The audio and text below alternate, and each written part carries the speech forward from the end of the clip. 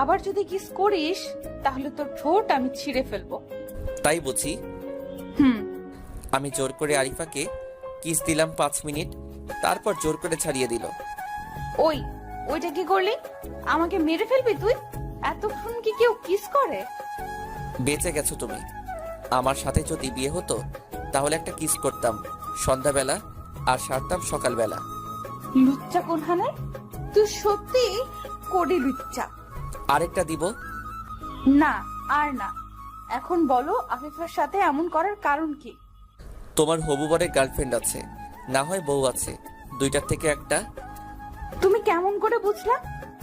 যখন মোবাইল আসছিল তখন নাম্বার সেভ করা ছিল জানু বলে, তারপর দেখলাম আনিস ভাইয়ের চলে যাওয়ার কথাটা আফিফা অন্যদিকে কাটিয়ে দিতে চাইলো। এই বিষয়ে আফিফা সবচেয়ে ভালো জানে, ওর কাছ থেকে কথা বের করতে হবে, তাই এত নাটক করতে হচ্ছে।